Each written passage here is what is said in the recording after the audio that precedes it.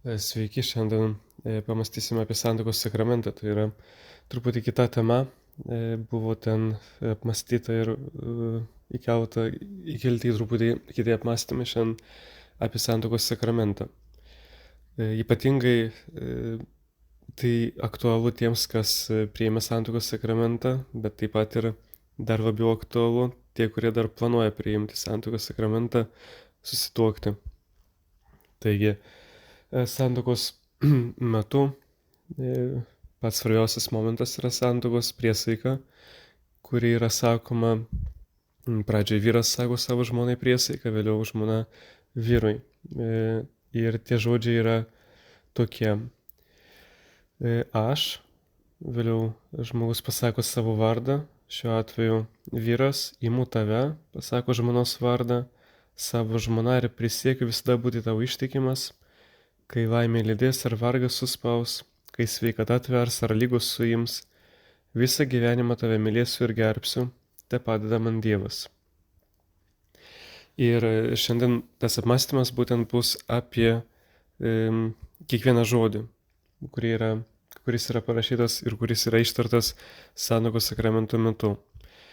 Ir pirmas atrodo visiškai nereikšmingas, aš, dvi raidės, labai paprastai, prisistatai tarsi aš ir savo vardą pasakai, bet po vieną žodį, jeigu kalbant, tai kas turima omeny šiame aš. Nagrinėjimas bus po vieną žodį, nes čia būtent, kad yra viskas svarbu. Priesaikos metu, kai sakai prieš pasakant savo vardui, pasakai aš. Ką tai reiškia? Kad tai santuokai aš pasiruošiu ir tą sprendimą priimu aš. Nes sprendimą gali priimti, jeigu taip labai paprastai kalbant, kartais priima tą sprendimą tavo tėvai arba tavo vienatvė, tavo lūkesčiai, tavo žaizdos, tavo praeitis. Ir būtent nuo pat pirmo žingsnio čia verta savo susimastyti, ar tą žingsnį žengi tu pats, ar esi nieko neverčiamas, ar tai yra būtent tavo apsisprendimas. Kas yra tas aš? Ar tikrai tu esi pasiruošęs ir niekieno neverčiamas, priimi tą kitą žmogų, esi pasiruošęs tam žmogui pažadėti būti ištikimu, būti visą laiką kartu, kiek tai yra įmanoma. Žinoma, kad suprantate apie tą visą laiką, tai netiesioginė prasme, kad per visą gyvenimą būsi su to žmogumi, nepaliksi jo. Tai savo verta susimastyti tas aš, ar tikrai nesi vedamas vienatvės, galbūt ten, kad kiti žmonės jau yra susituokę, tavo klasiokai, tavo pažįstami, tėvai ten, kai sako apie save, mano metais, kai aš buvau tavo metų, mes jau turėjom 2 vaikus su vyru, o tu dar vis viena ir viena, būsi senmergė, būsi niekam nereikalinga vėliau. Tai taip pat gali būti ir, pavyzdžiui, ten įvairiausi kiti kėslai, kad matai, kad tas žmogus yra iš turtingos šeimos, galbūt yra jau, pavyzdžiui, moteris jau pastojo, kad gyveno kartu prieš santuoką ir tai irgi, iš dalies, ar tai yra tikrai tada žmogus laisvai pasirenka, ar tikrai tas pasirinkimas yra tavo laisvas. Nes yra įvairiausių tikrai aplinkybių, kurios dėl kurių žmogus pasidaro nelaisvas, kad įvairiausių priežasčių, stereotipų, kurios prisigalvoja, kurie daro tau įtaką, kad tu kuo greičiau žengtum šitą žingsnį. Ir čia būtent eina kalba apie tą aš. Ar tikrai tu prisiimi tą atsakomybę, ar niekieno neverčiamas, laisvai, iš meilės, su to pasiryžimu priimi tą žmogų. Šitame pirmame žodėje ir slypi visa prasmė santuokos sakramento. Žmogus pasiryžta laisvai priimti kitą asmenį į savo gyvenimą. Ir būtent, jeigu tai yra nelaisvai priimtas sprendimas, tai yra, padaryta įtaka kitų žmonių, aplinkybių, tai tikriausiai, jeigu nelaisvai priimtas sprendimas, tai tikriausiai, kad ta santuoka yra negaliojanti, kaip bažnyčia sako. Bet čia irgi tiesiog svarbu suprasti kad laisvai priimtas tas sakramentas, ar ne? O sekantis žodis yra, kad ištari savo vardą. Aš ir pasakai savo vardą. Prisistatai, galima sakyti. Čia irgi ne šiaip savo, nes žmogus vis tiek jau planuoja susituokti ir ten stovi prie altoriaus, bet kokiu atveju, kad jau ten žino vienas kito vardą. Tikrai žino. Ir šiuo atveju tas prisistatymas labai svarbus, nes vardas tai yra mūsų tapatybė. Kartu ir, kad tu pažįsti save, bet apie tai truputį vėliau. Ką reiškia ta tapatybė? Biblijoje visada vardas reiškia to žmogaus tapatybę. Ir jeigu taip trumpai tariant, tai kai tėvai pavadina savo vaiką tam tikrų vardų, suteikia. Bet čia irgi, aš tai paaiškinsiu, čia netiesioginė prasme, kad tu suteiki jam gyvenimo tikslo, prasme ir tapatybę. Dievas tą viską padaro. Bet kokiu atveju, beveik visada tėvai pasirinkdami vardą savo vaikui labai dažnai pasidomi, ką tas vardas reiškia. Ir šiuo atveju tai yra labai gražus ženklas, kai tėvai pasirenka vardą savo vaikui krikšto metu, kai kunigas klausia, kokį vardą pasirinkote šiam kūdikiui, jie pasako Agota, pasako ten arba bet kokį kitą vardą. Ir tai yra tapatybė. Bet kaip ir minėjau, ne mes suteikiam tą tapatybę, bet čia yra labai graži prasme, kad kuo aš noriu palaiminti šitą vaiką, ką aš jam linkiu. Ir per vardą mes sudedam labai tikrai labai gilią prasme. Suteikiam jam iš dalies, suteikiam tam žmogui tapatybę. Ir žmogus sakydamas savo vardą, aš pasakai savo vardą, tai prisistatai sutuoktiniai, sakydamas, kad aš žinau, kuo esu. Aš žinau savo tapatybę. Neretai mūsų vaikais, bet manau, kad ir visada tai buvo, mes ieškom kito žmogaus kaip išgelbėjimo savo. Ir tikimės, kad būtent tas žmogus padarys mane laimingu. Ir santuokos metu, kai tai yra, sutvirtinimas tai yra brandos sakramentas ir būtent santuokos metu, kad jau tą brandą mes pareiškiam. Ir vienas iš tokių, supratimų ir būtent, kad aš jau suprantu, kad aš esu brandus žmogus, kad aš žinau, kas aš esu. Čia nėra prasmė, kad santuokos metu arba po santuokos ten jau kažkada pagaliau tas žmogus padarys mane manimi, kad dėka būtent to žmogaus aš tapsiu tuo, kuo turiu būti. Bet būtent, kad branda pasireiškia tuo, kad aš dar prieš santuoką aš jau žinau savo tapatybę ir prisistatau tam žmogui. Aš ir pasakai savo tapatybę, savo vardą. Aš save pažįstu. Aš jau, kad pasiruošęs, aš žinau, kas aš esu. Ir bele ko aš neduodu tau. Aš noriu tau duoti kažką gero, kad pasakai savo tapatybę, aš pažįstu save ir prisistatęs tau noriu atiduoti save tau. Bet tai jokių būdų nereiškia, kad jau niekas nepasikeis. Žmogus gyvendamas vis tiek mes kuo toliau, tuo labiau save pažįstam. Ir būna tokie momentai, kad atrodo jau viską žinau, viską pažinau, viską suprantu ir nieko nenustebinsi. Tikrai ne. Praeis laikas ir tas keisis. Bet čia eina kalba, kad aš stovėdamas santuokos metu, šiuo atveju kažkas iš jūsų galbūt, kad turėtumėt tą supratimą, aš pažįstu save, aš žinau, kas aš esu, leidau tau sužinoti, kas aš esu, aš pažinau tave, kas tu esi. Ir būtent šiuo atveju, gerai save pažinę tarpusavį ir pažindami patys save, esame pasiruošę kurti kažką naujo. Sekantis žodis yra imu. Ir čia, matot, taip labai daiktiškai yra pasakyta. Aš, ten pasakai vardą, imu. E, Mūsų laikais, tai jau kažkaip per daug gal vartoju to žodį, bet dažnai toks yra politkorektiškumas. Labai stengiamės kažkaip pagražinti kiekvieną žodį, pagražinti kiekvieną situaciją, parinkti tinkamą ir kažkaip labai taip išpuošti galbūt paprasčiausią dalyką žodžiais. Bet šiuo atveju santuokos sakramento metu nėra parinktas joks kitas gražesnis žodis, o labai toks ūkiškas, labai paprastas žodis, toks kietas, aš imu. Šiame žodėje imu yra labai didelė irgi prasmė, nes kiekvienas žmogus yra pilnas. Tai nėra pusė, kai mes irgi dažnai yra sakoma, kad surado savo antrąją pusę. Surado, nežinau, ten dar kažką. Mes esame, kiekvienas žmogus esame pilnas žmogus.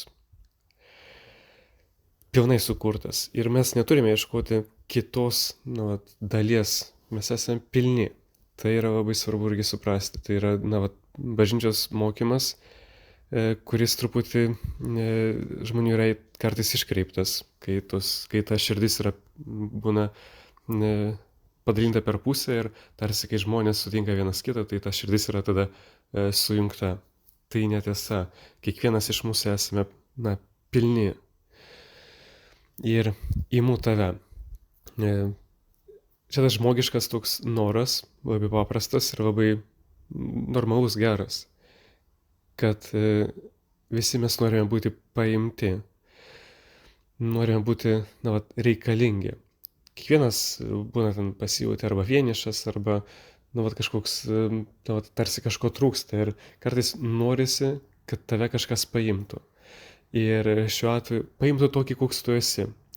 Ir šiuo atveju tas imu tave, paimu visą tave. Ir tas noras atsiduoti, kad mane kažkas paimtų. Ir kartu tas žodis imu reiškia dar vieną mintį atneša mums labai svarbę. Truputį, kai skamba daiktiškai, ar ne, paimu, imu, tai taip labai ūkiškai, kaip ir minėjau. Bet kartu dar labai svarbus dalykas, kad mes negalim manipuliuoti šio žodžiu, kad tas žmogus dabar priklauso man. Tai vėlgi, kiekvienas žmogus yra laisvas, unikalus ir tu turi gerbti visada to žmogaus laisvę. Ir šiuo atveju, nepaisant to, kad tapai žmona arba tapai vyru, arba turi žmoną arba turi vyrą, tas žmogus vis tiek, jis nėra tavo nusavybė, kad tu galėtum manipuliuoti, sakydamas, aš tave paėmiau, tu esi mano ir dabar turi daryti tai, ko aš noriu, tai, ko man reikia. Naudojantis, tai yra kartu kaip ir tai kaip ir smurtas. Kad tai jau truputį žmogus tada smurtauja, sakydamas, kad santuokos sakramento metu tai aš tai pasakiau. Ir mato, čia yra toks pritempinėjimas, čia yra netiesioginė prasme. Tiesioginė, bet ne ta, neblogąja prasme. Kągi reiškia kartu su tuo imu? Tai yra ta antroji mintis, apie kurią ir pradėjau kalbėti. Paimu atsakomybę už tave, nes tai yra abipusis. Vyras paima žmoną, žmona paima vyrą. Tokį, koks jis yra, tokia, kokia jinai yra. Paima, daiktiškai skamba, bet kas yra dar svarbiau, prisiimu atsakomybę už tave, kad tu taptum laiminga, laisvas ir kartu mes pasiektume išganymą. Aš prisiimu už tai atsakomybę. Bet kokiu atveju vėlgi, tu nepasidarai išganytoju tam žmogui. Tu esi įrankis Dievo, kuris pasistengs, kuris stengsis kaip įmanoma geriau su meile atlikti tą darbą, pašaukimą, kuris yra jam pavestas, kaip įmanoma geriau. Taigi, kitas žodis, yra vardas tavo sutuoktinio sutuoktinės. Ir čia irgi, kaip ir kiekvienas žodis yra svarbus, ir šiuo atveju irgi labai svarbus momentas, nes vėlgi, tu pažįsti šitą žmogų, ar ne? Tu pasakai savo sutuoktinio sutuoktinės vardą. Lygiai tas pats, kaip ir minėjau apie savo vardą, lygiai taip pat ir apie kito asmens vardą ištartą. Aš pažįstu šitą žmogų. Labai savo verta užduoti klausimą prieš santuoką, ar tavo būsimoji žmona ar tavo būsimas vyras viską žino apie tave. Ar jis, sakydamas tavo vardą santuokos sakramento metu, kai sakys priesaiką, ar jis tikrai tave visą pažįsta? Ar jis žino, nežinau, ir blogiausius dalykus apie tave, tavo priklausomybės, tavo silpnybės, tavo praeitį? Ar jis tikrai visą šitą žino? Ar ta santuoka bus tikrai, ar jinai bus, kad žmogus tikrai yra atviras ir tikrai viską žino, ar kažką nuslėpiai, ar galbūt yra kažkokių momentų, dalykų, apie, kurios nesi pasakęs tam žmogui. Ir tai yra negerai. Bet būtent kartais pildant anketą prieš santuoką ir kai paklausi kito žmogaus, kai būna pasilieka, vienas išeina, būsimas sutuoktinis ir pasilieki vienas ant vieno. Ir klausi to žmogaus, ar jinai viską žino apie tave, arba atvirkščiai, ar jis viską žino apie tave. Tai labai gražiausi tie pirmos sekundės.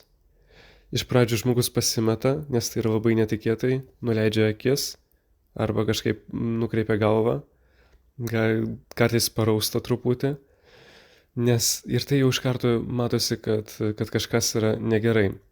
Žinoma, vėliau ten sekanti reakcija yra gynyba, kad žmogus ginasi, jis nusišypso, pradeda juoktis, žinoma, viską žino, aš viską išpasakojęs, visas nuotraukas parodęs.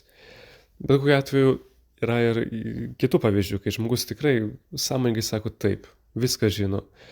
Tai dažniausiai yra vyresni žmonės, kai, jau tikrai neturi ko slėpti. Yra kaip yra, viską žino nuo A iki Z. Ir tas, kad mes slepiam kartais apie save tiesą, tai parodo tokia mūsų irgi silpnybė, kuri yra labai tokia žmogiška, truputį gal skamba ir mielai, ar ne? Kokia yra priežastis? Jeigu sužinos viską, jis manęs nemylės arba ji manęs nemylės. Ir tai atrodo taip iš vienos pusės melas, bet iš kitos pusės truputį taip mielai skamba. Jis manęs nemylės arba ji manęs nemylės, bet jeigu iš mylinčio žmogaus perspektyvos žiūrint, jeigu jis myli, jis priims tave visą, kokia esi. Ir būtent šiuo atveju santuokos sakramento, prieš santuokos sakramentą, tai yra pati pradžia, tas pamato statymas, pats pamatas tavo santykių. Turėjai daug laiko susipažinti, pabūt kartu. Ir šiuo atveju tikrai labai svarbu neskubėti. Negaliu kažkaip sakyti čia jau dabar, kiek reikėtų pradraugauti, kiek reikėtų ten vaiko sužinot pažinti. Nes vienas dalykas, kad aš apie save viską papasakosiu, kaip aš save matau, kaip aš save įsivaizduoju. Ir tai bus mano tiesa. Bet kitas dalykas, kai su manim kitas žmogus pabus, kai jis su manim pamatys, koks aš esu iš tikrųjų gyvenime, kai pamatys, koks aš esu kelionėse, koks aš esu kasdienybėje. Bet čia neina kalba apie gyvenimą kartu. Gyvenimas kartu yra kita tema ir bet kokiu atveju, žinoma, dabar jūs pasakysit, visi dabar taip daro. Tai daug kas ką daro, bet tai nereiškia, kad tai yra gerai. Ir svarbu tas pripažinti savo, mokėti būti laisvu žmogumi, kuris nori duoti laisvę kitam žmogui. Ta prasme, kad jeigu aš geriau pasakysiu tiesą dabar, tegu žino viską, negu aš pameluosiu ir po kažkiek laiko tai išlys. Ir pasirodys, nu, vat, kad ta baimė, kad manęs nemylės, tai, nu, vat, reikia pasistengti nuo jos kažkaip pabėgti, pasiruošti. Vat, jeigu matai, kad yra poreikis apie kažką pasakyti, yra tam tikrų vat, praeities dalykų tavo, na, vat, kiaulyščių kažkokių padarytų, negražių dalykų, kuriuos, na, vat, tau atrodo, kad jis arba ji turėtų žinot. Tai, nu, vat, pakalbėt apie, na, vat, nepatogius kartais momentus, bet, nu, visame kame, manau, kad pasireiškia, pamatai, kai pabūni ilgiau su žmogumi, pažįsti ir gali, ne tai, kad numanyti ten kažkaip, sugalvoti, kas galėtų būti, bet žinoti, kad tas žmogus nėra tobulas. Ir, na, svarbu tas nevaidinti, nenorėti pasirodyti kitam žmogui, kad tu esi ten jau, na, super puper. Tie 4 žodžiai. Aš, vardas, imu tave, ir daugiau negu 4 žodžiai ir savo sutuoktinės vardas. Taigi juos aptariam ir būtent, kad jeigu tuose žodžiuose yra tiesa, aš pažįstu save, aš prisiimu atsakomybę, aš prisiimu atsakomybę už tą žmogų, aš pažįstu tą žmogų, kurį noriu paimti. Ir jeigu ten yra tiesa, kad aš pažįstu save, pažįstu kitą asmenį ir tarpusavyje pažįsta vienas kitą, nieko nenuslepia, nėra melo, tai vadinasi, jie leidžia mylėti vienas kitą. Nes jeigu nėra tiesos, jeigu žmogus ne viską pasakė, tai tu parodai tik netikrą versiją. Tu pasakėjai savo vardą, bet yra tam tikri niuansai, kuriuo aš nenoriu atskleisti, nenoriu tau pasakyti. Tai jau yra tada ženklas, kad tu neleidi savęs mylėti. Ir čia ne vien santykiai su kitais, bet ir santykiai su savimi. Priimti save tokį, koks tu esi.